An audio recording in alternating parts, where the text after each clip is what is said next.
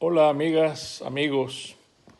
Quiero presentarles con muchísimo gusto en esta serie de encuentros de Centroamérica Cuenta al gran escritor caribeño y latinoamericano Leonardo Padura, premio Princesa de Asturias y autor de esa novela que muchos de ustedes habrán leído, El hombre que amaba a los perros, quien conversa esta vez con Arturo Bolas de la BBC de Londres. Ya verán qué interesante es esta conversación entre un gran escritor y un gran periodista. Los dos latinoamericanos, Arturo nicaragüense. Fue un programa que ha costado mucho producirlo por razones técnicas, pero hemos sacado el mejor provecho de estas dos figuras que les presentamos. Le doy un abrazo muy cordial a Leonardo, lo mismo que a Arturo, y disfruten de esta conversación. Al final, por estas mismas razones técnicas, las conversaciones, las preguntas que ustedes van a ver allí están pregrabadas, de manera que no tendrá oportunidad el público de preguntarle directamente a Leonardo. Así que muchas gracias, disfrútenlo y adelante. Hola, buenos días, buenas tardes, buenas noches. Estoy aquí con Leonardo Padura desde La Habana, Cuba, para una conversación más de escritores en cuarentena. Esta iniciativa dentro de Centroamérica Cuenta.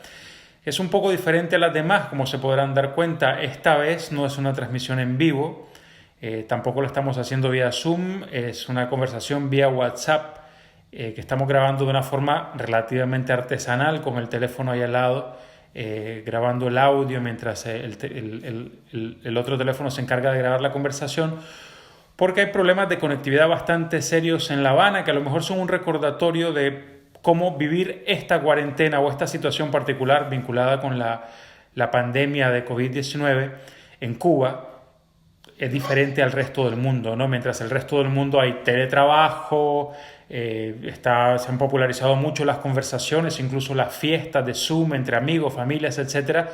Pues en La Habana obviamente parece que están teniendo problemas básicos para acceder a Internet. ¿Qué es lo que está ocurriendo, Leonardo? ¿Y qué dice eso precisamente acerca de la diferencia, a lo mejor, que implica para la gente que vive en Cuba toda esta situación, esta pandemia global? Muy buenos días, buenas tardes, buenas noches, sí, porque depende en el momento en que tengamos algún interesado en escuchar y ver esta conversación. Bueno, Arturo, primero que todo, muchas gracias y muchas gracias a Centroamérica Cuenta, a todo el equipo de trabajo, que como siempre son encantadores, eficientes e insistentes. Y gracias a esa insistencia es que estamos ahora haciendo esta conversación por vía WhatsApp, como tú dices. Mira, estamos en un momento crítico en el mundo. Esta pandemia, bueno, ha sorprendido a la humanidad de una manera que no estábamos preparados, a pesar de que teníamos anuncios que tenían que habernos advertido de que cosas así podían pasar. Y después podemos reflexionar sobre lo que ha significado, pero vamos a concretarnos en lo que tú me preguntabas, en los problemas de la comunicación y de la conectividad aquí en Cuba específicamente. Si hace un año hubiéramos intentado tener esta conversación, hubiera sido prácticamente imposible, porque no había en los teléfonos móviles cubanos acceso a datos móviles. Eso ha sido algo que se ha conseguido en estos años.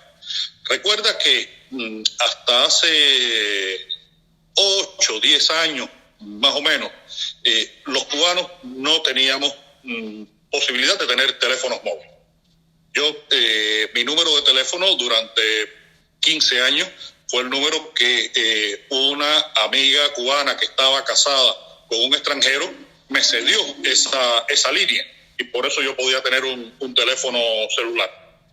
Pero afortunadamente, en los últimos años, primero con la solución de problemas tecnológicos reales que tenía el país, algunos de ellos muy vinculados con el problema de las comunicaciones en esta área, que son fundamentalmente a través de sistemas y cables norteamericanos a los que Cuba no tiene acceso, sigue sin tener acceso a pesar de que ya Cuba y Estados Unidos desde el año 2015 tienen relaciones diplomáticas, sigue sin tener acceso porque eso entra dentro de todo el paquete, el programa del bloqueo, del embargo de Estados Unidos a Cuba, y eso hace muy difícil que Cuba tenga acceso a determinadas tecnologías. Hace unos días había una conferencia panamericana de directores de institutos deportivos nacionales y el del Instituto Cubano tuvo que mandar grabada su conferencia porque la plataforma era una plataforma norteamericana a la cual Cuba no tenía acceso. Es decir, que muchas veces ha habido de parte y parte, ha habido por momentos faltas de voluntad, política de sospecha, de control informativo por parte cubana. Eso se ha ido mejorando afortunadamente, y por otras realidades tecnológicas que tienen un trasfondo de carácter político, como es este tema del dichoso y larguísimo embargo norteamericano a Cuba. Ok, pero hablemos entonces un poco de lo que ocurre con vivir en la cuarentena, digamos, en esas condiciones, las condiciones del embargo, las condiciones, digamos, de las dificultades económicas y de acceso a insumos que tienen los cubanos, no solo a tecnología. Primero en términos generales y luego para vos personalmente y como escritor, Leonardo Padura, ¿no? Y a lo mejor déjame que aquí haga un pequeño paréntesis, porque siempre me pasa, me entusiasmo tanto y soy tan admirador tuyo que no hice la presentación de rigor. Yo me imagino que en realidad no es necesaria. La gente que nos estará viendo estará aquí atraída sobre todo por tu trabajo, por tus novelas, ¿no? Leonardo Padura, probablemente el escritor cubano vivo más importante de la actualidad, uno de los grandes también escritores latinoamericanos sobre todo, autor, digamos, de novelas extraordinarias como El hombre que amaba a los perros, sobre el cual nos llegaron preguntas. Son que ya 11 años después de haber sido publicada, sigue siendo un libro que hace mucho que nos llegaron preguntas. Más conocido tal vez últimamente en el mundo por la serie vinculada al detective Mario Conde, ¿no? Y que fue llevada a la pantalla chica para Netflix y todo lo demás. Es con el que estamos hablando, y bueno, y la pregunta ahora es, esa cuarentena, en esas condiciones, digamos, ¿qué es lo que está ocurriendo en Cuba, ¿no? Porque cuando uno pensaba, ¿no?, cuando venían las alertas en toda América Latina, uno hubiera pensado que Cuba era probablemente uno de los países que mejor preparados estaban para lidiar con esto, por la tradición de su sistema de salud y en cierta forma también por el mismo aislamiento que las circunstancias las han empujado, un aislamiento doloroso durante mucho tiempo, pero que en el contexto de esto, de un virus que estaba viajando del mundo y llegando a diferentes lugares, uno pensaba que a lo mejor Cuba, la historia iba a ser diferente. Vos hablabas, sin embargo, de errores.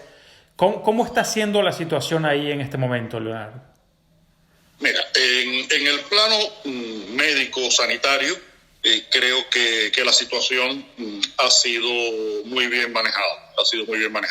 Como tú advertías antes, Cuba tiene un sistema de salud público y gratuito muy bien aceitado durante muchas décadas, con un personal médico y unos equipos científicos muy bien preparados, y lo que en ocasiones nos falla es los suministros médicos, que a veces son difíciles de conseguir por muchas razones, desde las razones del embargo, que son ciertas, hasta las razones de la falta de liquidez del Estado cubano para adquirir determinados insumos, determinados materiales. Por eso yo creo que desde un primer momento la política que se aplicó con respecto al manejo de la pandemia fue no manejarla como en otras ocasiones ha ocurrido con otros fenómenos, con criterios políticos, sino con criterios científicos y médicos. Y creo que se ha puesto en manos de los especialistas el manejo de la pandemia. En estos momentos, Cuba anda por menos de 2.000 infectados, menos de 100 muertos, y desde hace, por ejemplo, de los últimos 10 días han muerto 2-3 personas, y el promedio de contagiados anda por los 10-12. Un día puede ser 6, otro día puede ser 10, hoy fue 22, pero está muy focalizado, muy centralizado, muy organizado. Creo que ha sido los protocolos médicos que se fueron probando. Al principio ocurrió lo que pasó en casi todas partes del mundo, que se empezó a probar con medicamentos y protocolos médicos y en algunos casos funcionaban, en otros no. Ya existe una experiencia que dolorosa porque significó que hubo muchas personas que tal vez se hubieran podido salvar con los protocolos médicos actuales que no estaban previstos en esos momentos y murieron. Pero hay muy pocos casos críticos, muy pocos casos graves. Está pasando algo que es lo más complicado a la hora de manejar esta pandemia, es que en Cuba la mayoría de los casos son asintomáticos en el momento de la detención, lo cual es muy peligroso, muy peligroso. La gente está normal, pero bueno, son personas que están ya en la categoría de sospechosos, de contactos, y se les hacen estas pruebas para detectar el virus. El gran problema ha sido el mismo que venimos arrastrando hace mucho tiempo, el problema de los suministros. En Cuba ha habido unos problemas económicos que se han ido acumulando, que se hicieron muy agudos en la década de los años 90, lo que se llamó el periodo especial, que se aliviaron de alguna manera a partir del 98, 2000, pero que no han desaparecido. Y eso en estos momentos en el que hay tanta gente que están en su casa sin trabajar, gente que habitualmente, por ejemplo, viajaban fuera de Cuba porque su negocio era precisamente importar cosas a Cuba y ahora no están viajando, pues están en el país, están consumiendo, están comprando. Y eso ha hecho que haya habido muchas colas, existen todavía colas para determinados productos de primera necesidad. Existió un importante biólogo científico cubano, Carlos J. Finlay, que fue el que hizo estudios en el Canal de Panamá y descubrió que el mosquito Aedes aegypti era el transmisor de la fiebre amarilla. Pues bueno, acá hemos hecho un chiste últimamente que decimos que Carlos J. Finlay también descubrió que el pollo era el agente transmisor del coronavirus, porque las colas del pollo pueden ser potencialmente transmisoras del coronavirus. Afortunadamente, tengo una amiga que dice que Dios protege a los cubanos. Yo creo que sí, que tienen una mirada especial con nosotros y en esas colas en muy pocos casos se han producido casos de contagio, hasta ahora que sepamos. Pero entonces, digamos, hablaba gente que no puede salir del país y ha creado ese tema, pero sin embargo, colas. Hay cuarentena, digamos, esto de autores en cuarentena, precisamente que estamos haciendo, hay que son recomendaciones u órdenes de estar en casa, hay vida social, ha transformado, digamos, la dinámica cotidiana en una ciudad como La Habana, en Cuba en general, o no? Sí, la ha transformado, Ha habido una política de reordenamiento de los servicios, de los trabajos burocráticos.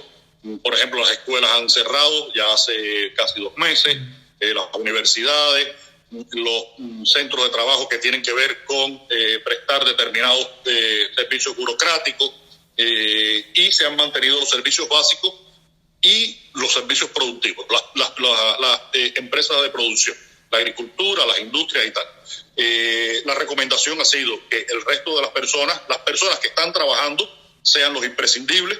Incluso se ha determinado que la población de riesgo, los mayores de 60 años o los que tienen algún padecimiento crónico, hipertensión, diabetes, que pueden ser más peligrosos, no vayan a sus trabajos, estén en sus casas, y que el resto de las personas permanezcan en la casa. Se ha hecho la campaña esta mundial, quédate en casa, pero a veces es complicado quedarse en casa. Eso te iba a decir, a los cubanos les debe de costar particularmente, ¿no? Son un pueblo tan social, tan alegre, la vida se hace mucho en la calle. No solo por un problema de carácter, de idiosincrasia, sino también por un problema de necesidad. Claro. Porque, mira, nosotros mismos tuvimos, mi esposo y yo, que ir en 2 ocasiones a hacer 2 horas, 3 horas de cola para comprar el yogur del desayuno. Afortunadamente lo pudimos comprar, no nos pudimos en vano a esas colas, pero tuvimos que hacerlas con toda la protección, con el distanciamiento físico del resto de las personas, tratando de cuidarnos, lavándonos las manos con cloro, en fin. Hay toda una conciencia.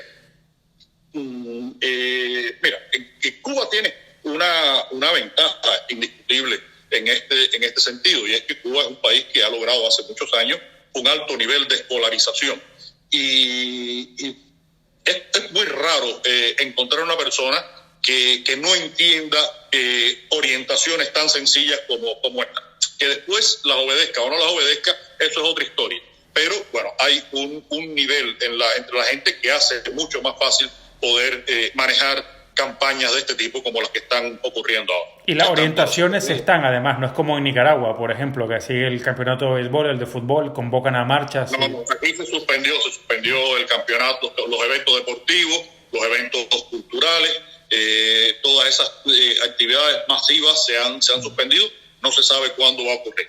Y el problema es que ahora todo esto nos enfrenta a que teníamos una economía que ya arrastraba problemas y esta economía va a tener ahora mucho más problemas que van a incidir, por supuesto, en la vida cotidiana de la gente. Una de las fuentes fundamentales económicas de Cuba es el turismo, y el turismo se ha detenido en los últimos 2 meses. Cuando se recupere, se va a recuperar de una manera paulatina, como en casi todas partes. Y esto, bueno, va a provocar que los ingresos del país, además las posibilidades, los productos exportables cubanos, el azúcar tiene bajo precio en estos momentos, el níquel tiene bajo precio, el tabaco y el ron se están comprando menos, lo decía el otro día una funcionaria. Esto, imagínate, si el principal destino consumidor del tabaco y el ron cubano es Europa, y Europa está en cuarentena y está en crisis económica también, pues la demanda de esos productos, que son productos al final suntuarios. Esto, mira, si tú eres fumador y puedes fumarte un puro habano, bueno, es mucho mejor que fumarte un charuto cualquiera, pero bueno, si no, te fumas el otro. En fin, y con la bebida ocurre lo mismo. Son artículos que tienen precios elevados porque tienen una calidad elevada y su mercado se ha reducido en estos momentos. Y en ese sentido, digamos, para cerrar el capítulo de qué es lo que está ocurriendo con el coronavirus y la pandemia y todo, y a lo mejor ya comenzar a hablar de literatura, de tus libros, de tu obra, que es también lo que mucha gente ha demostrado interés en las preguntas que nos enviaron, digamos, ¿qué espera Cuba? ¿Que puede ser esto un catalizador de algo para Cuba que sea algo más que problemas? Porque en esta parte del mundo, por ejemplo, ha habido grandes reflexiones y discusiones acerca de el renacimiento de lo público, de la posibilidad de que se salga con una nueva forma de ver el mundo, que paremos un poco, que le pongamos menos importancia a lo material y reconozcamos lo importante, digamos, de un trato humano y de la gente. Hay también, obviamente, temores acerca del auge de los populismos y del nacionalismo como resultado de esto. Pero, digamos, se ve mucho la pandemia como una oportunidad para bien o para mal. Hay quienes son más optimistas, más pesimistas, dicen va a cambiar la forma en la que trabajamos, van a cambiar la forma en la que mueven las ciudades. En Cuba, digamos, ¿se ve algo como esto como algo que puede abrir posibilidades positivas o esto va a tener nada más ese tipo de problemas que vos estabas mencionando? Mira, espero que como mismo se ha manejado en términos médicos, sanitarios, muy bien el problema de la pandemia, que esta coyuntura que va a traer determinados problemas económicos sirva para que se aproveche y se dé un salto que Cuba necesita, a mi juicio, hace tiempo, y que ese ha sido anunciado muchas veces. El presidente cubano, Miguel Díaz-Canel, ha hablado con cierta frecuencia de la necesidad de liberar las fuerzas productivas en Cuba. Cada vez que yo oigo la frase liberar las fuerzas productivas, pues pienso en el antónimo. Es decir, que esas fuerzas productivas están atrapadas, encarceladas, encerradas. Bueno, pues esa liberación pasa no solamente por las mismas soluciones que se han aplicado durante años a los mismos problemas, sino por nuevas soluciones. Y espero que se adopten esas nuevas soluciones que tienen que ver sobre todo con el sector económico. Sabes que Cuba arrastra... hay personas que están más enteradas, otras menos, problemas financieros internos como la existencia de una doble moneda que tiene distintos tipos de cambio, distintos valores según de la manera en que se use, lo cual deforma toda la finanza del país. Y es algo que se ha pospuesto, el proceso de unificación, que puede ser que sea un proceso un poco traumático en un primer momento, pero creo que en un momento de crisis esto puede aprovecharse como una crisis de crecimiento, e intentar conseguir aplicar toda una serie de medidas y de soluciones novedosas para estas coyunturas nuevas que estamos viviendo. Perfecto. Bueno, a lo mejor vieron un brinco, estamos haciendo una pausa para poder enviar este archivo, esta forma diferente de hacer conversaciones en cuarentena, escritores en cuarentena, perdón, para Centroamérica Cuenta, hablando con Leonardo Padura. Y a vos personalmente, Leonardo, ¿cómo has vivido esta situación? ¿Cómo te ha cambiado tu vida, la rutina, digamos, y ha sido positivo, digamos, para un escritor? Uno se imagina a los escritores como reclusos que precisamente necesitan tiempo solos, tranquilos, encerrados, ¿no? para poder dedicarse a parir, a pergeñar esas obras. ¿Cómo ha sido para Leonardo Padura esta nueva situación? Mira, los escritores siempre estamos clamando por tener privacidad, tiempo, tranquilidad para poder escribir, hacer este trabajo, que es un trabajo que se hace en soledad. Pero cuando llega una situación como esta, uno dice, coño, se le fue la mano al deseo, se pasó más allá de lo que quería. Yo, mira, extraño mucho mi vida vespertina y nocturna, poder ir a casa de algunos amigos, tomarnos unos vinos, conversar. Extraño los viajes de promoción, que son viajes que al final se convierten en viajes de encuentro con muchas personas. Y entonces lo que he hecho es aprovechar al máximo la obligatoriedad de estar en casa y hacer el trabajo que puedo hacer desde acá. Yo en estos 2 meses he estado trabajando muchísimo porque he hecho la versión final de una nueva novela que, si todo marcha bien, sale en septiembre, publicada por Tusquets Editores, igual que hace ya más de 20 años, casi 25 años que estoy en el catálogo de Tusquets. Esa novela se va a llamar Como polvo en el viento, una novela de más de 500 páginas que toda esta revisión final es muy engorrosa, muy agotadora, porque ya es cuando tienes la carga de toda la información de la novela encima, pero también de la estructura, del lenguaje, de las actitudes de los personajes. Mientras vas trabajando el libro, pues vas haciendo como espacios en los que te concentras.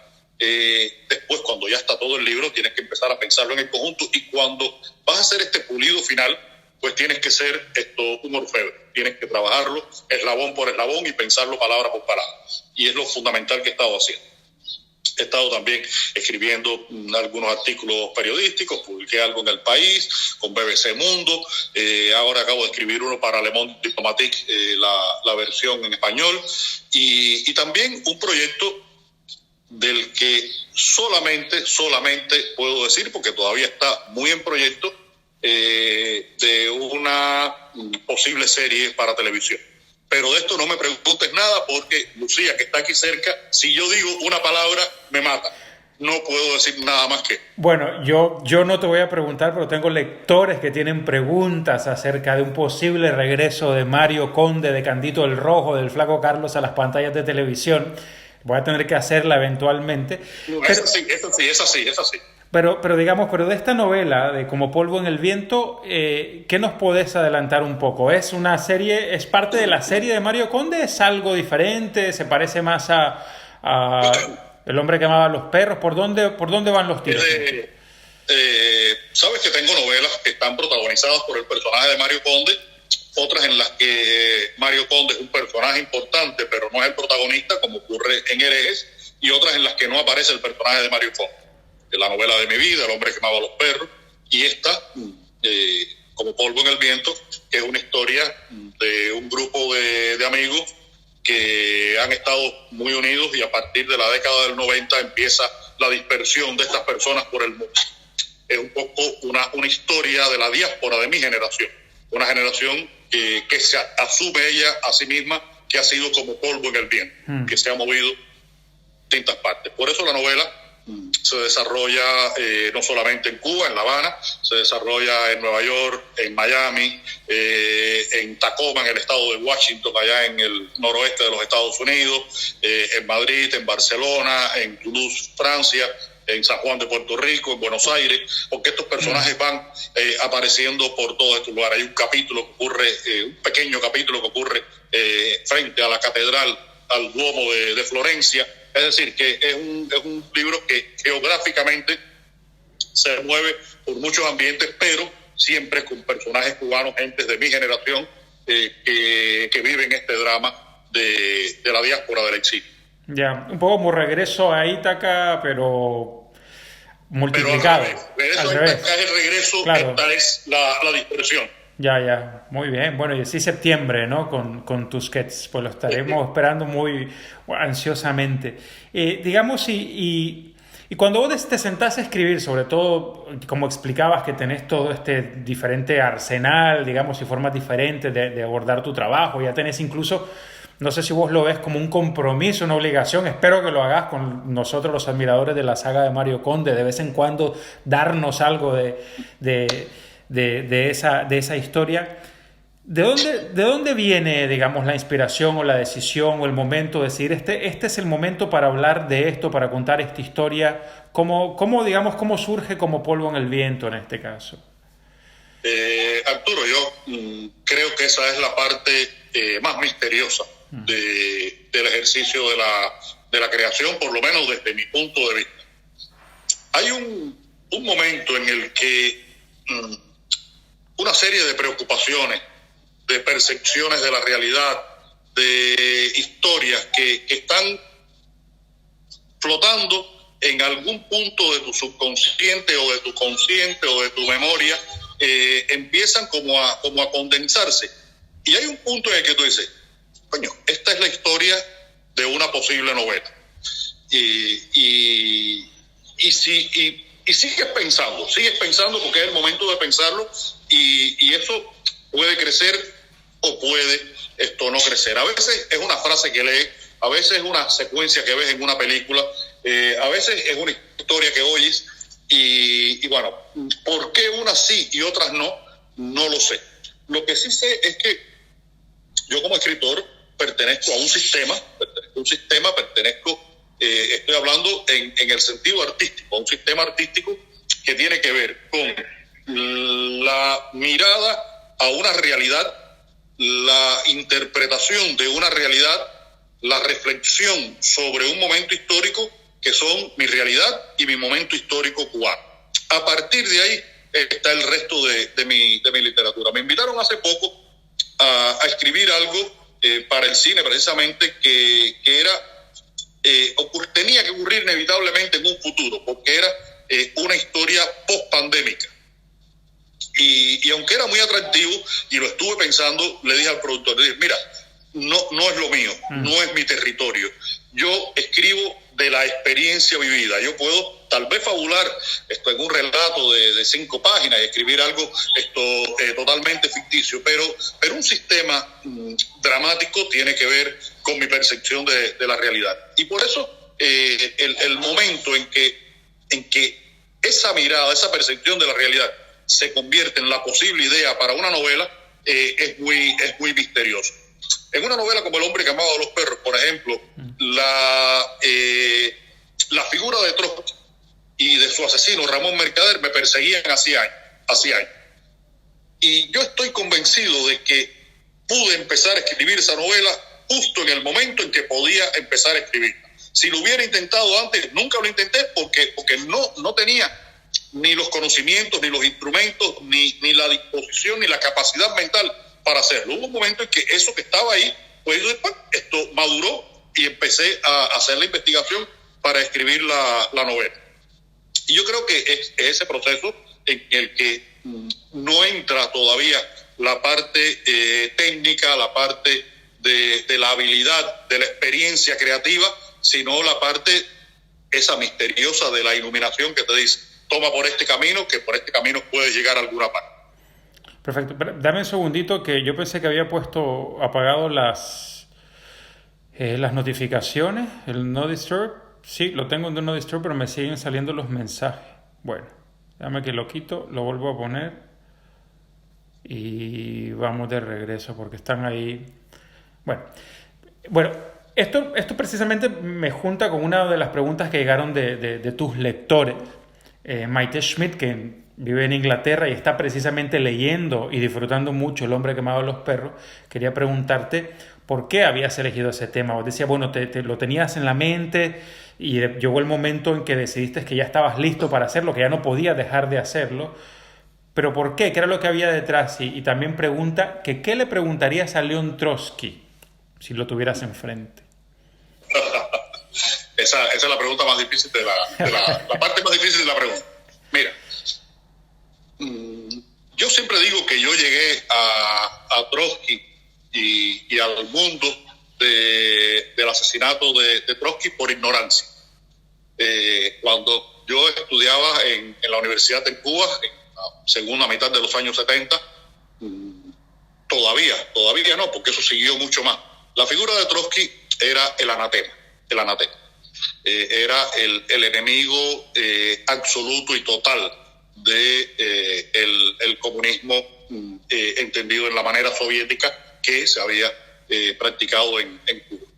Y era tan malo que yo dije, coño, quisiera saber algo sobre este personaje. Y traté de buscar información y fue muy difícil. Encontré muy poca información, todo además tamizada por la mirada soviética. Y eso de alguna manera fue provocando mi interés por conocer a este personaje. La primera vez que yo estuve en México, en el año 1989, le pedí a un amigo que me llevara a la casa de Trotsky en Coyoacán. Yo había leído muy poco sobre Trotsky, no había tenido acceso a esa literatura, pero bueno, fui a la casa de Trotsky en Coyoacán y la casa me provocó una conmoción. Y yo creo que ahí cayó la primera semilla. Y la segunda semilla fue saber que Ramón Mercader, el asesino de Trotsky, un hombre que cuando decimos el asesinato de Trotsky, pensamos en un hecho histórico. Y los hechos históricos están en un pasado remoto. Bueno, pues el protagonista de ese hecho histórico había convivido conmigo en Cuba en los años 70. Del 74 al 78, Ramón Mercader. Yo pude haberme cruzado con Ramón Mercader, como se cruzaron otros cubanos. Por ejemplo, el director de cine, Tomás Gutiérrez Alea, se cruzó un día con Mercader y a partir de ahí surgió la petición a Mercader que llevara a los perros a una filmación y aparecen en la película cubana de Tomás Gutiérrez Alea, Los Sobrevivientes. Si alguien quiere ver cómo eran los perros de Mercader, que vea los primeros minutos del metraje de Los Sobrevivientes, que ahí están los borsoi rusos, los únicos que había en Cuba. Y eso me hizo tener una percepción distinta de la historia. Como la historia, que es algo que está, como decimos, en el pasado, en la historia, puede ser algo que nos toca la espalda, está detrás de nosotros y puede incluso en muchos sentidos determinar nuestras vidas. Y eso fue lo que me llevó a escribir estas novelas. Y si yo tuviera la posibilidad de preguntarle algo a León Trotsky, sería, creo que la pregunta que él mismo se hizo muchas veces. ¿Cómo un hombre tan brillante, tan inteligente, tan perspicaz, un político raigal como era León Trotsky, no supo ver qué cosa era Stalin? ¿Cómo él no lo supo ver? Eso es algo que me parece absolutamente sin respuesta, y tal vez Trotsky la pudiera decir, o decir una que es casi una grosería, pero permíteme decirla, que Trotsky diga, mira, no me di cuenta por come mierda. Ahora, vos también has dicho, de hecho, una entrevista con Antía Castelo en BBC Mundo, por ejemplo, que te sirvió para explorar el tema de la perversión de la utopía, ¿no? Y del sueño que estaba detrás de la revolución soviética. Digamos, y fue, digamos, y a mí me parece una de las cosas extraordinarias del Hombre amado de los perros, precisamente que cómo aborda eso y el tema, digamos, de la obediencia ciega. Los cielos tienen muchísimas cosas. Tiene algo que ver con eso y, digamos, y si ese es el caso también, si utilizas las novelas, los personajes para explorar esas cosas más grandes, digamos, que no son necesariamente el tema central, pero impregnan todo el escrito. ¿Cuál es la razón de Mario Conde y decidir trabajar y dedicar buena parte de tu talento y de tu vida a una serie de detectives? ¿Vos encontraste en Conde y en esa figura romántica, un poco incongruente de un detective privado en Cuba hasta cierto punto, una forma para hablar de otras cosas también? Sí, creo que hay distintas maneras de afrontar el trabajo artístico y específicamente el literario y específicamente el de la novela que siempre te exige que cuentes una historia, que construyas un mundo, que te muevas a través de criaturas que has creado y la colocas en una circunstancia en la que tienes que intentar ser verosímil, aunque incluso los principios de los que partas sean inverosímiles, como puede ser la ciencia ficción. Una serie como la de Conde tiene un propósito que tal vez al principio fue intuitivo y después me di cuenta que era lo esencial en las novelas de este personaje, y es la posibilidad de escribir una crónica íntima de lo que ha sido la vida cubana en estos años. A través del personaje de Conde yo he recorrido lo que ha sido toda la evolución del pensamiento, las expectativas, las esperanzas, las frustraciones de una generación. Mi generación, Conde, es mi manera de, a través de la literatura, hacer una reflexión sobre esa realidad y dejar esa crónica posible. En una novela como El hombre que amaba a los perros, tú tocaste justamente el punto álgido de la historia, que es la frustración de la utopía. Pero ahora escribiendo Como polvo en el viento, se la di a leer a varios amigos para escuchar sus opiniones y porque me interesa mucho lo que piensen los lectores. Yo creo que los lectores tienen la capacidad, en el momento en que todavía es posible, de advertirte sobre excesos o deficiencias que tengas y que todavía estás a tiempo de resolver. Y me decía uno de estos lectores amigos, me decía, esta novela a mí lo que me demuestra es que no es posible vivir en la utopía, pero que tampoco es posible vivir sin utopía. Y yo dije, coño, esto me ha hecho una definición de la novela que yo no la había pensado de esa manera. Yo quería decir eso, pero no sabía que lo estaba diciendo de esa manera. Pues creo que sí, que hay esa posibilidad de entrar en definiciones mayores que van más allá de la simple historia que cuentas y tienen una reflexión que realiza una reflexión que tiene que ver con conceptos y contenidos mucho más profundos.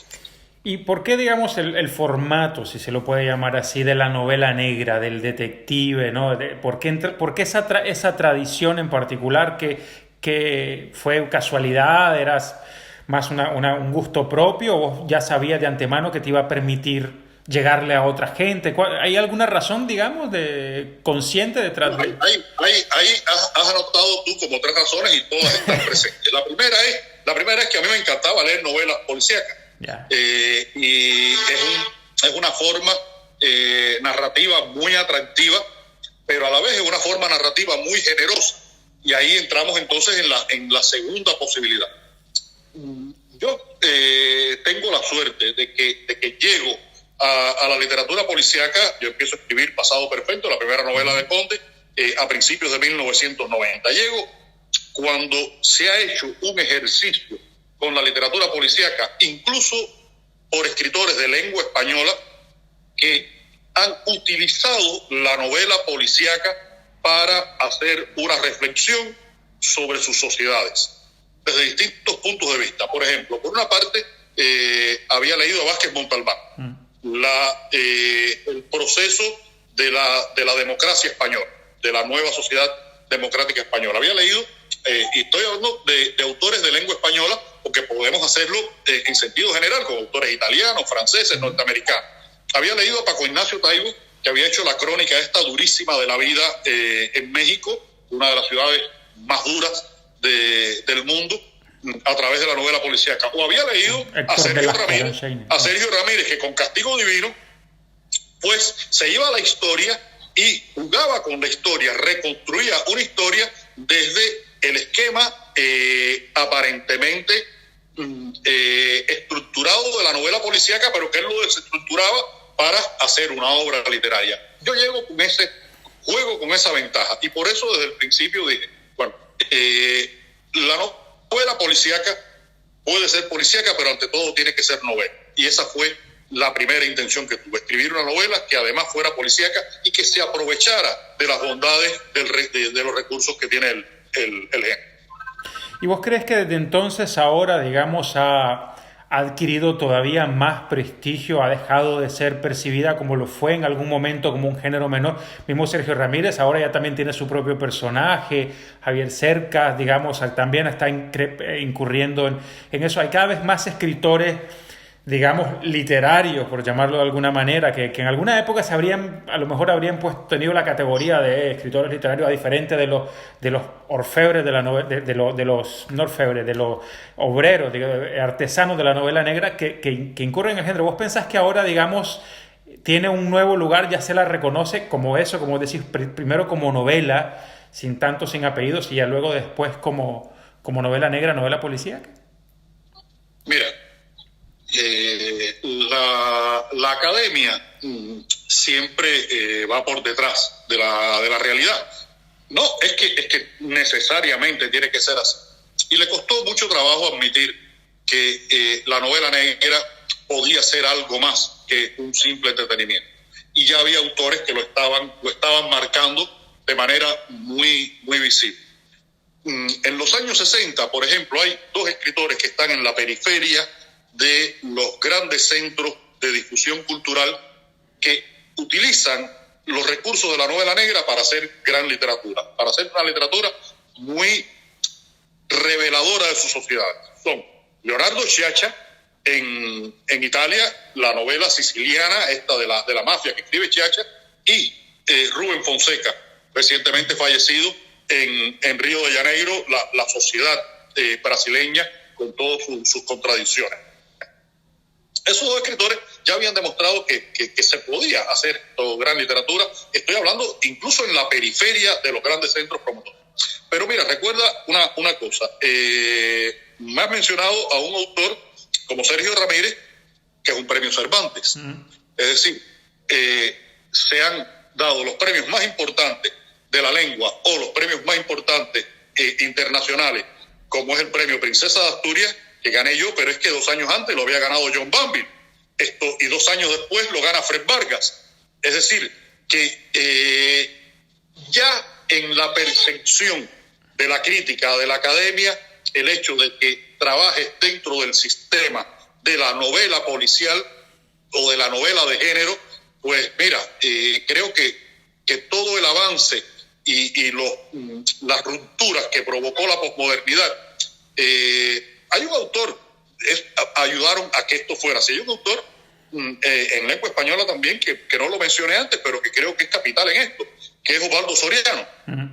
Osvaldo Soriano utiliza los recursos más cutres de la novela negra para hacer gran literatura, pero desde una perspectiva que es completamente lúdica. Él se burla de esos recursos utilizándolos y crea esa literatura en la que pueden aparecer incluso personajes como Philip Marlowe o Stan Laurel. Es decir, que es literatura y puede hacerse literatura. Se ha avanzado mucho, ¿no? De la época que era un placer culposo, porque el mismo Borges también incursionaba en el género, pero lo hacía a escondidas con su amigo Bioy Casares. Y entonces, aquí preguntas, ¿no? John Jairo... no, vamos con... Bueno, sí, vamos en orden, porque quería regresar a Mario Conde, pero aquí hay una que me parece que puede ser una cosa interesante, una desviación interesante. John Jairo Palomino de Estados Unidos que pregunta sobre tu relación con la fama, precisamente, ¿no? Porque una de las cosas que tiene el escribir el género en el que vos tenés, que también yo creo que le llega a mucha más gente, ¿no? O por lo menos abre... La gente se siente menos intimidada y mucha gente que no le haría oportunidad a una novela como El hombre que amaba a los perros, y no sea las 500 páginas de Polvo en el viento, necesariamente sí le dan chance, digamos, a un tomito más pequeño, como eran los primeros de Mario Conde, y luego fue creciendo en volumen, como el mismo Mario, y eso te ha hecho súper conocido. Entonces él pregunta sobre tu relación con la fama, que cómo la llevas, y recuerda que Gabo alguna vez dijo que a él no le gustaba y que hubiera preferido que sus novelas las hubieran publicado después de muerto. ¿A vos te ha causado algún problema? ¿Cómo lo vivís eso? Gabo decía eso de que lo hubiera publicado después de muerto. Sin embargo, Virgilio Piñera decía: toda la gloria que me la den en vida, que me la den en vida. Y el pobre sufrió muchísimo, el pobre Virgilio. Bueno, mira, es muy gratificante para el escritor que hace este trabajo solitario del que hablábamos antes, llegar a un escenario como me ocurrió en enero de este año en el High Festival de Cartagena, un anfiteatro con 1.200 personas, encontrárselo repleto y que cuando tú entras se pare ese público y empieza a aplaudirte. Mira, eso es muy gratificante. Pero ni la fama ni tampoco los reconocimientos, los premios te resuelven tu problema, porque tu problema es escribir mejor, ser capaz de escribir mejor. Y eso siempre es un desafío que permanece. En ese sentido, yo también vivo en Cuba con condiciones muy específicas, que son las de Cuba. Ayer yo estuve todo el día con mi mecánico limpiando la bomba de gasolina de mi carro, que tiene 23 años, y tengo que cuidarlo mucho porque comprarse un carro en Cuba es prácticamente imposible. Eso me baja a la realidad de una manera muy satisfactoria, muy satisfactoria. Cuando tú estás 4 horas con un mecánico que arregla automóviles, empiezas a entender el mundo de una manera diferente a como tú te imaginas que puede ser el mundo. Y eso te lleva a tener una relación con la realidad mucho más cercana, que es la que yo necesito y es la que primero me permite entender cómo funcionan las cosas. Y segundo, es la que me hace que cuando yo me siente, mi desafío sea con la literatura, no con la posibilidad de que ese libro sea un éxito editorial, porque lo primero que tienes que hacer es escribir bien y después vendrían las otras cosas si es que llegan. Pero digamos, y en tu caso y en el contexto particular de Cuba, ¿te ha dado libertad? ¿Vos crees que te ha permitido, por lo menos esa fama, te ha blindado de alguna forma y te ha permitido correr riesgos que de otras formas no hubieras podido, no te hubieras atrevido a correr? Mira, no lo sé. Te preguntaba si hay blindaje, vos decías... Sí, mira, mi relación con la sociedad cubana es la relación de un escritor que tiene una posición social o civil, se pudiera decir, no política. Yo no participo, no pertenezco nunca he pertenecido a ningún partido político, a ninguna facción, y no hago actividad política. Pero desde la literatura y desde mi periodismo doy mis opiniones. Eso lo he hecho a lo largo de muchos años. No creo que tenga ningún tipo de blindaje, pero creo que tengo el derecho que me lo da el hecho de ser un ciudadano cubano que vive en este país, que como mucha gente de mi generación ha pasado por todas las experiencias posibles que te puedas imaginar, desde los cortes de caña en los años 70, cuando tenía 15 años yo estaba en un campo de caña con las manos destruidas. Estuve como periodista en Angola durante la época de la guerra, afortunadamente como periodista civil, y he pasado todas las experiencias. Y eso, pues mira, yo vivo en Cuba, soy de Cuba, y eso me da derecho a tener las opiniones que yo tengo sobre Cuba, que a veces no gusten y que no sean las que otras personas quisieran que yo dijera a favor o en contra, porque ocurre eso. Hay algunos que quieren que yo sea muy radical en un sentido o en el otro. Y eso pago un precio por esa posición, que es, por ejemplo, en Cuba, el hecho de que prácticamente mi obra no se promueve en Cuba. Cuando yo gané, por ejemplo, el premio Princesa de Asturias, esa noticia se mencionó un día y después desapareció la noticia. Y he ganado otros premios, he tenido otros reconocimientos, he publicado libros y no aparece nunca nada en la prensa. En la televisión, hace años que no voy a la televisión cubana. Y bueno, de todas maneras, sigo haciendo mi trabajo y es lo más importante, tener la posibilidad de estar en mi país, en mi casa, en mi barrio, donde quiero estar, donde quiero seguir estando y donde quiero seguir escribiendo. Ahí eso me permite conectar con una de las preguntas que mandan los lectores y regresar además con Mario Conde, conectar con Mario Conde, ¿no? Que estoy seguro que mucha gente está interesado en eso que preguntaba al principio acerca de si regresa o no regresa en la tele. Y precisamente Es una pregunta de Pedro Ramírez, desde Nicaragua, que preguntaba acerca de cómo fue lograr filmar 4 estaciones en La Habana, esta serie de Netflix maravillosa, ¿no? En Cuba, y sobre todo si se ha podido ver ahí. Digamos, yo me preguntaba si llegó a estar alguna vez en el paquete, en el famoso paquete en Cuba, 4 estaciones en La Habana. Sí, mira, lo primero es que Lucía y yo, que fuimos los que escribimos los guiones para la película, la serie, la vimos completa gracias al paquete. Porque, sí, unos días antes estábamos en España y vimos una de las películas, vimos Vientos de La Habana, y regresábamos a Cuba y yo no quise que la productora española me diera un disco duro con las películas, porque yo sabía que iban a llegar a este canal clandestino y no quería nunca que se pensara por parte de los productores ni por parte de nadie de que habíamos sido nosotros los que habíamos puesto a circular la película. La serie se hizo aquí en Cuba, es una producción española de Tornasol Films, que después fue por los distribuidores Wild Bunch, fue vendida a Netflix, y Netflix es la plataforma que la exige, no es la productora de la serie. Y bueno, después por problemas de derecho estuvimos detenidos casi 2 años, y desde el año pasado pusimos en movimiento nuevamente la maquinaria para una segunda temporada. Muy bien. Una segunda temporada que es una historia original que escribimos Lucía y yo para el cine. Una serie de 6 capítulos que está en proceso de escritura. En estos momentos todo en el mundo del espectáculo, en el mundo de la producción cinematográfica, se ha ralentizado, está más lento porque bueno, todos los presupuestos, todas las cosas están detenidas, pero se está ya escribiendo los guiones. Nosotros hicimos los argumentos de esta serie, que es un conde que ocurre en el año 2016, más o menos en la época en que se espera la visita de Obama a Cuba.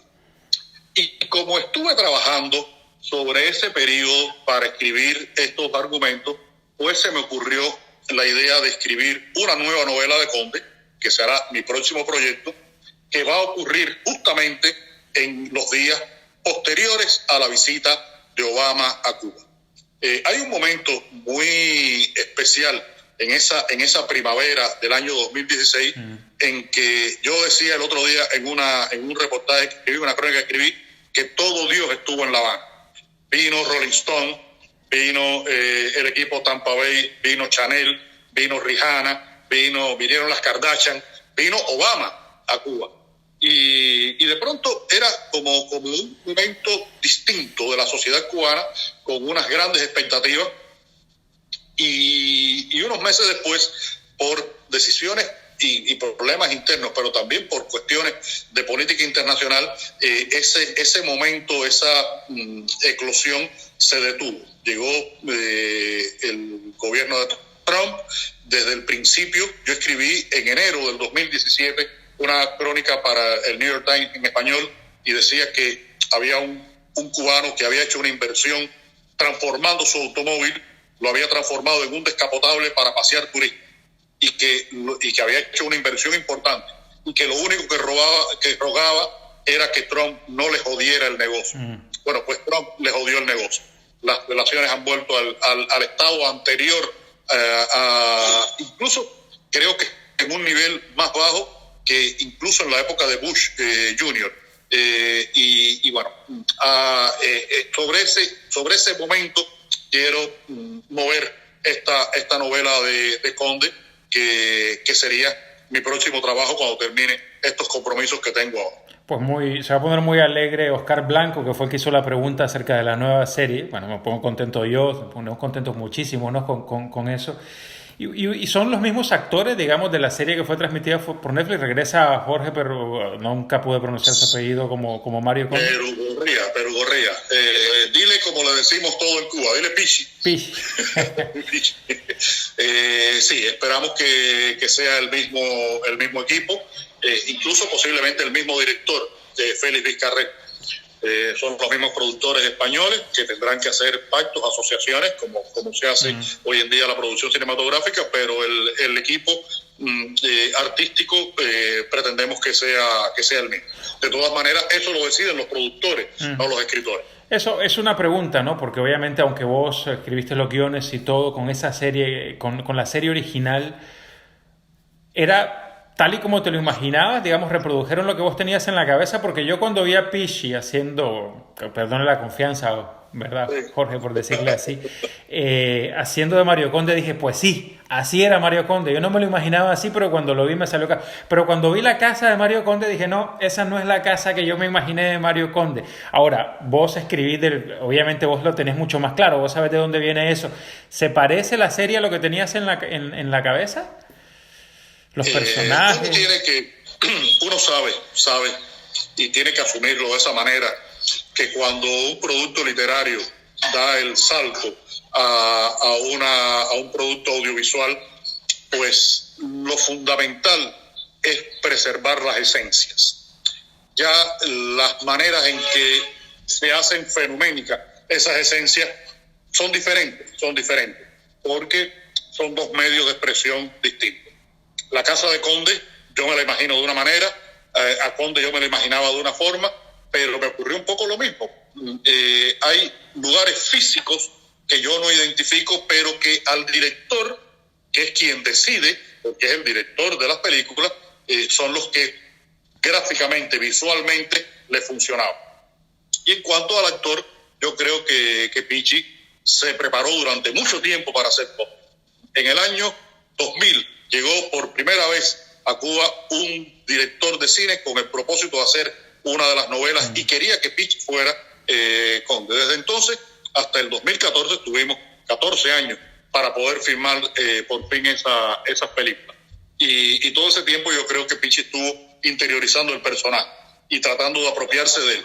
Y yo, cuando hablo con él, hay momentos en que no sé si estoy hablando con Jorge Perugorría, con Pesci, o estoy hablando con Conde, porque él tiene momentos ahí en los que ha identificado tanto el personaje que lo encarna como una realidad de su vida.